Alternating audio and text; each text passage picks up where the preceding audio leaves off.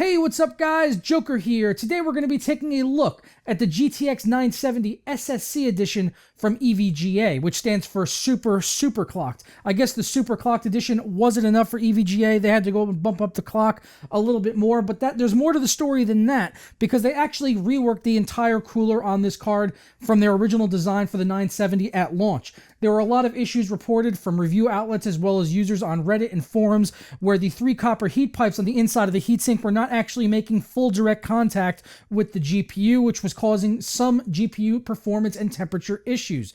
EVGA's answer to that now is the SSC edition of this card, which has reworked the cooler, and instead of having the 3 copper heat pipes making contact with the GPU, it's got a full copper plate making contact with the GPU, which is meant to give better dissipation of heat overall. In addition to that, there's also an included multi-BIOS switch on this card, which only allows you to go between 2 different fan profiles out of the box. So the standard profile being the one that would have the fans on the cooler turned off if the card was below 60 degrees. But if you go ahead and move the switch over, it gives you a newer fan curve. Now, this really wouldn't be of particular interest to me for that purpose because I'm the type of person that's going to make my own fan curve anyway, but for someone that's an extreme overclocker, this is going to be really good news because now you have 2 BIOSes on here, which means you have an extra one to play with, so you can go ahead and flash that BIOS and put something like LN2 on there, like you might see on a classified card, so that you can totally remove the limitations of overclocking your voltage and hopefully be able to get a better GPU overclock overall. Since you have that multi-BIOS switch, you won't have to have the fear of possibly bricking your card during the flashing of the BIOS process, and you could feel free to go ahead and do what you got to do to get that LN2 BIOS on there. Coming out of the box, the 970 SSC edition definitely lives up to its name, as it's clocked at 1190 megahertz straight out of the box on the GPU, and a 1342 megahertz boost clock, which is 14% higher than the standard 1178 that we would see on a reference model or non-overclocked edition of the GTX 970.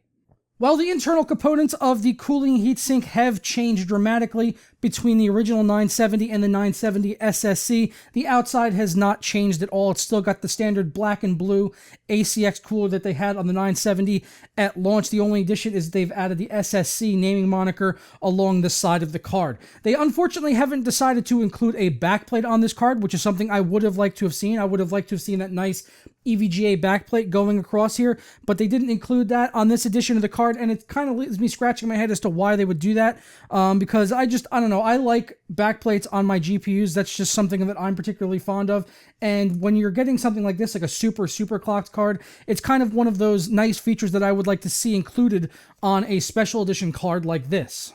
As far as performance is concerned, I couldn't have been more pleased. With overclocking, I was able to throw an extra 100 megahertz on this card without breaking a sweat on the core, and that might not sound like a lot, but when you consider how aggressively overclocked it is out of the box, it was actually boosting to over 1.5 gigahertz, which is what I would really like to see on any 970 or 980.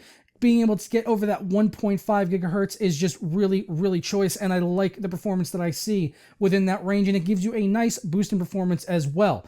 Over the standard clock of the card out of the box, I would say I saw anywhere from a 15 to 20% boost in performance. But you've heard me ramble on long enough about the 970 SSC, so let's go ahead and kick off those rockin' benchmarks.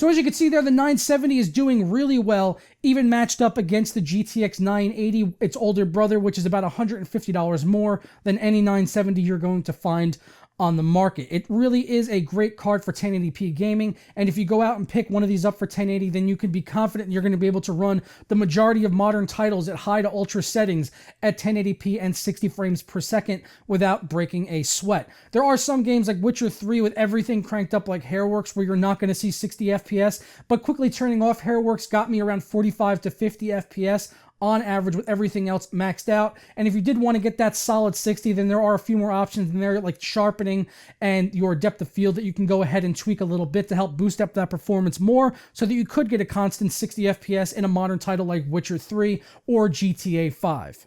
Unfortunately, today I didn't have an R9 390 on hand to compare to the GTX 970, but I am hoping to have one in a couple of weeks' time. So if you're looking to maybe pick up a 970 or a 390 for 1080p gaming and you want to know which is the best GPU for that bracket, then you might just want to hold off a couple weeks, as I'm expecting to have a 390 as well that I'll be able to match up against this 970 and see what kind of performance we can get between those two cards there. But I'm going to go ahead and get out of here now, guys. I hope you did enjoy this review on the 970 SSC edition. If you want information on where you can get one on Amazon, you can check out the links down in the description below. I will catch you guys next time. Turn.